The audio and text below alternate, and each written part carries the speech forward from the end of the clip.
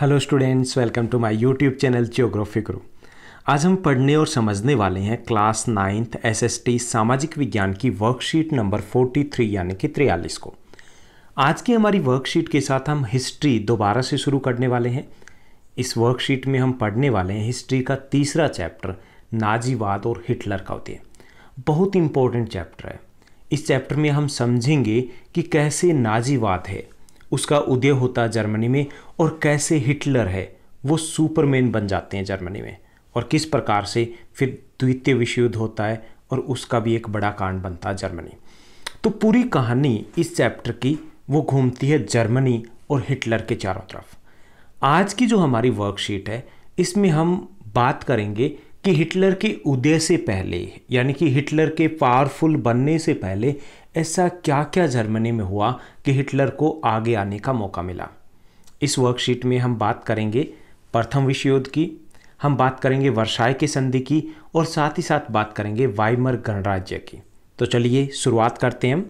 जैसा कि आप अपनी स्क्रीन के ऊपर देख पा रहे हैं, ये हमारी वर्कशीट नंबर 43 यानी कि कार्यपत्रक संख्या 43। हमारा विषय एसएसटी सामाजिक विज्ञान है, जिसमें हम हिस्ट्री का तीसरा पार्ट है वो शुरू करने वाले हैं, नाजीवाद और हिटलर का उदय। आज की दिनांक है 13 अक्टूबर 2020। 20वीं सदी के शुरुआती सालों में जर्मनी एक ताकतवर साम्राज्य था। अगर हम थोड़ा सा और पीछे जाएं तो जर्मनी एक राष्ट्र के रूप में इसका एकीकरण 1871 में पूरा होता है। यानी कि 1871 से पहले कोई एक राष्ट्र नहीं था जर्मनी, बल्कि कुछ टुकड़ों में बंटा हुआ था। लेकिन कुछ ही वर्षों में जर्मनी विश्व की एक बड़ी शक्ति बनकर उभर के आया। उसने ऑस्ट्रियाई साम्राज्य के साथ मिलकर के मित्र राष्ट्रों यानी इंग्लैंड, फ्रांस, रूस और बाद में इटली और रोमानिया भी शामिल हो गए थे, उनके खिलाफ पहला विश्व युद्ध लड़ा था। जो प्रथम विश्व युद्ध था वो 1914 से लेकर के 1918 तक चलता है। तो उसमें एक तरफ थे मित्र राष्ट्र, उनमें कौन थे? इंग्लैंड, फ्रांस, रूस, इटली, रोमानिया ये शामिल थे। बाद में अमेरिका भी इसमें शामिल हो जाता है। और दूसरी तरफ जो थे यानी कि इनको बोलते हैं मित्र राष्ट्र, और दूसरी तरफ जो थे वो थे केंद्रीय शक्तियां, जिनको सेंट्रल पावर बोला जाता है। वो थी जर्मनी, ऑस्ट्रिया और तुर्की। यानी कि ये मुख्य राष्ट्र थे जो आमने सामने थे प्रथम विश्व युद्ध में। इस प्रथम विश्व युद्ध में शुरुआत में अगर देखें कि 1914 में इसकी शुरुआत होती है। हालांकि पलड़ा जो भारी होता है वो भारी होता है केंद्रीय शक्तियों का।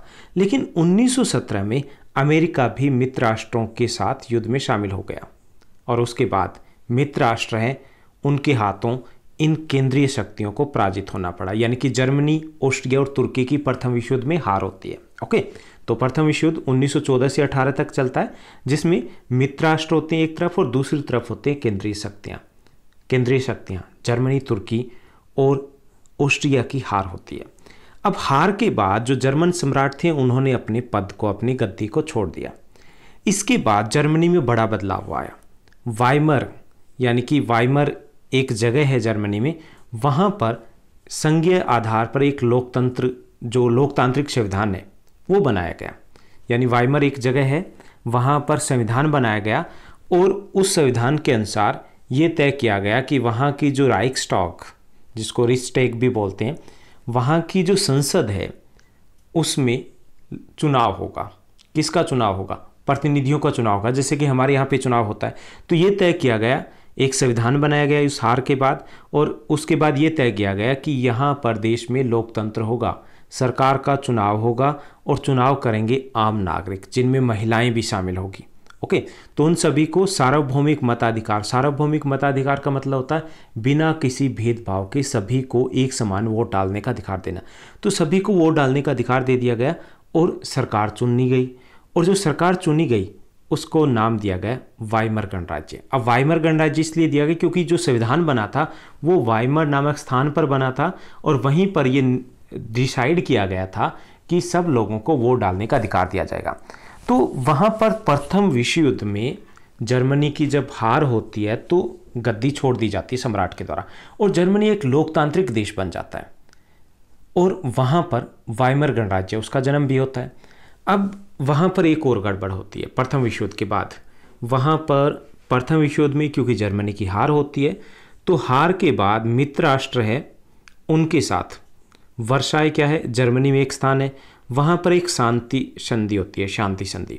अब जो शांति संधि है उसको बोलते हैं वर्साई की संधि। वर्साई की संधि क्यों? क्योंकि ये वर्साई नामक स्थान पर हुई थी।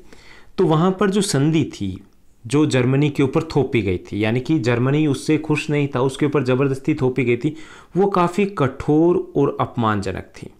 अब उस संधि के तहत जर्मनी की सेना भंग कर दी गई।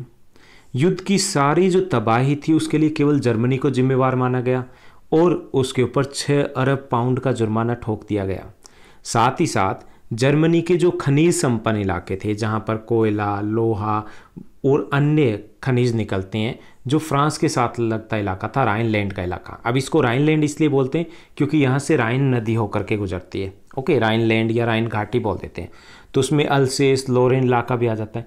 वो सारे इलाके छीन लिए गए और फ्रांस को दे दिए गए। तो जर्मनी दोनों तरीके से सेना के तौर पर कमज़ोर हो गई, दूसरा वो कमज़ोर हो गई आर्थिक तौर पर, तीसरा उसके ऊपर जुर्माना भी लगा दिया गया। इसके साथ साथ जर्मनी को अपने सारे उपनिवेश, जो कॉलोनी थी, उपनिवेश थे जो दूसरे देशों पे कब्जा किया गया था, उसकी लगभग 10% के आसपास आबादी, यानी कि खुद का भी कुछ हिस्सा, और 13% के आसपास उसकी ज़मीन, 75% के आसपास उसके लोहे के भंडार और 26% के आसपास उसके कोयले के भंडार फ्रांस, पोलैंड, डेनमार्क और लिथुआनिया जैसे देशों को देने पड़े। यानी जर्मनी सैनिक तौर पर, आर्थिक तौर पर न केवल पंगु हो गया, कमज़ोर हो गया, बल्कि भविष्य में भी उसके ताकतवर बनने की संभावना खत्म हो गई क्योंकि उसके सारे संसाधन उससे छीन लिए गए थे। तो ये जो संधि थी उसको काफ़ी कठोर माना जाता है कि ठीक है, प्रथम विश्व युद्ध में जर्मनी की हार होती है, लेकिन अकेला जर्मनी जिम्मेवार नहीं था प्रथम विश्व युद्ध के लिए। जितना जिम्मेवार प्रथम विश्व युद्ध के लिए, फर्स्ट वर्ल्ड वॉर के लिए जर्मनी था, उतने ही मित्र राष्ट्र भी शामिल थे। तो सभी एक बराबर जिम्मेवार थे, लेकिन उसके ऊपर एक संधि ठोपती जाती है और वो संधि काफ़ी कठोर होती है और अपमानजनक होती है। अपमानजनक उन नागरिकों के लिए होती है, जर्मनी के जो निवासी थे उनके लिए होती है, क्योंकि उन्हें लगता था कि जर्मनी के साथ जो ये शर्तें लगाई गई, जो उसको एक कमज़ोर, गरीब राष्ट्र घोषित कर दिया, उसको बना दिया गया था, वो गलत था। तो इसलिए ये भी कहा जाता है कि ये जो संधि थी, इस संधि ने द्वितीय विश्व युद्ध के बीज बो दिए थे, क्योंकि जब इतनी कठोर संधि हुई तो वहाँ के जो नागरिक थे वो बेताब थे कि कब इसका बदला लिया जाए। अगर ये संधि इतनी कठोर नहीं होती तो शायद सेकेंड वर्ल्ड वॉर नहीं होता। सेकेंड वर्ल्ड वॉर इसीलिए हुआ था क्योंकि जर्मनी इसका बदला लेना चाहता था, वहाँ के नागरिक इसका बदला लेना चाहते थे, तो इसीलिए सेकेंड वर्ल्ड वॉर होता है। तो इसलिए इस संधि को काफ़ी कठोर और अपमानजनक बताया जाता है, माना जाता है और थी भी, और इसीलिए इसको ये भी कहा जाता है कि वर्साई की संधि ने ही सेकेंड वर्ल्ड वॉर है उसके बीज बो दिए थे।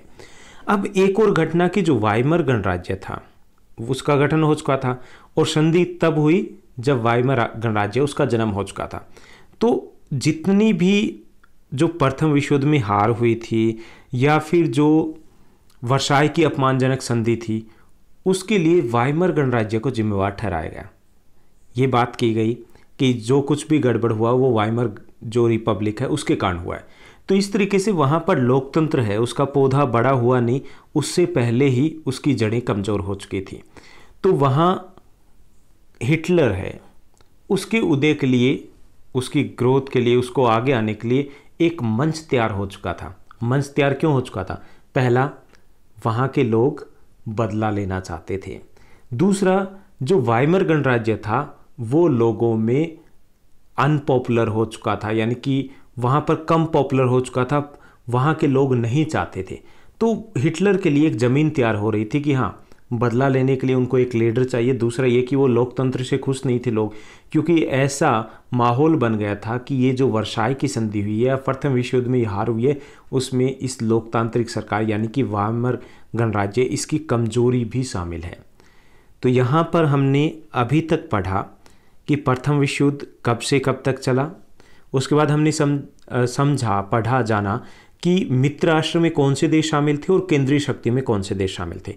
उसके बाद सबसे इम्पोर्टेंट जो टॉपिक आज का पढ़ा कि वर्साई की संधि क्या थी, उसकी कठोर शर्तें क्या थी, ये हमने जाना, और वाइमर गणराज्य क्या था और उसको हम लोकतांत्रिक सरकार क्यों कहते हैं, क्योंकि ये लोगों के द्वारा चुनी गई थी। अब यहाँ पर एक मैप और दिया गया है। यहाँ पे मैप में देखिए आपको विजिबल होगा, हालांकि इतना सही से क्लियर नहीं है। ये जर्मन राष्ट्र का मैप है। ये जर्मनी है और यहाँ पर फ्रांस है, यहाँ बेल्जियम और यहाँ पर पोलैंड है। प्रथम विश्व युद्ध के बाद ये जो इलाका है, इतना इलाका जो दिखाई दे रहा है, ये इलाका छीन लिया गया था जर्मनी का और पोलैंड को दे दिया गया। यहाँ का जो इलाका था ये डेनमार्क को दे दिया गया, ये इलाका बेल्जियम को दे दिया गया और ये इलाका यानी यहाँ पे अल्सेस और लॉरेन का इलाका आ जाता है। ये अल्सेस और लॉरेन, यहाँ पर देखिए अल्सेस और लॉरेन का इलाका है, वो काफ़ी ज़्यादा खनिज पदार्थों में धनी इलाका है। लौह इस्पात या वहाँ का कोयला है वो मुख्य तौर पर जर्मनी का इस इलाके में मिलता है। तो इसको भी छीन करके फ्रांस को दे दिया गया था।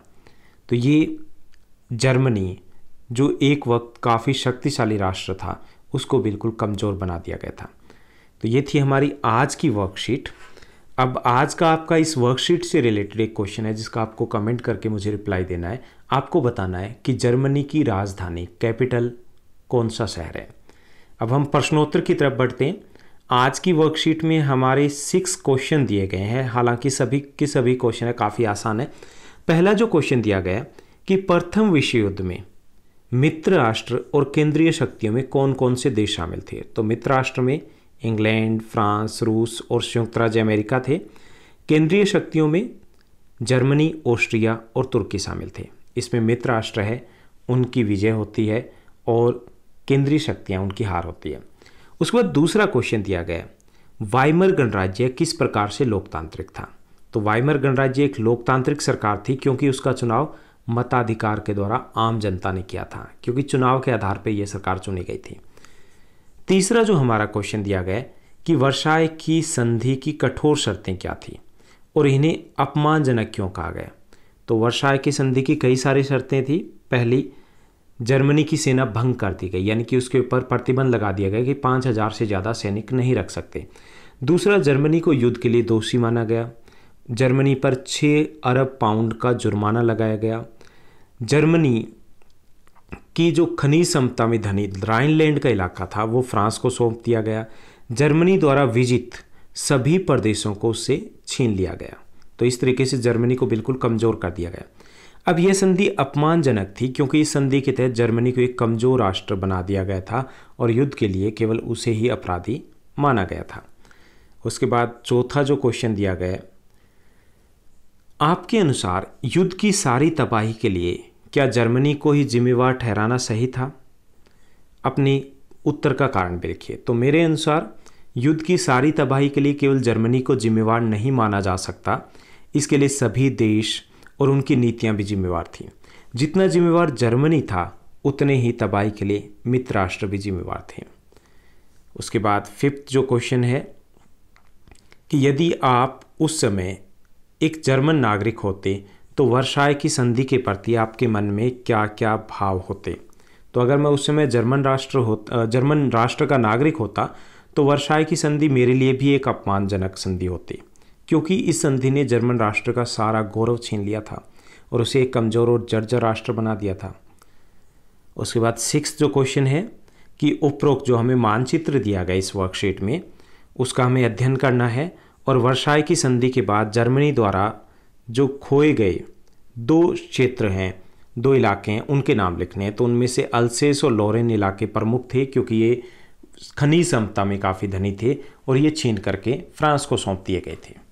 तो ये थी हमारी आज की वर्कशीट जिसमें हमने कुछ इंपॉर्टेंट टॉपिक डिस्कस किए। उम्मीद करता हूँ आपकी स्टडी बेहद अच्छे तरीके से चल रही होगी। ऐसे ही आप पढ़ते रहिए, आगे बढ़ते रहिए और हमारे साथ भी बने रहिए।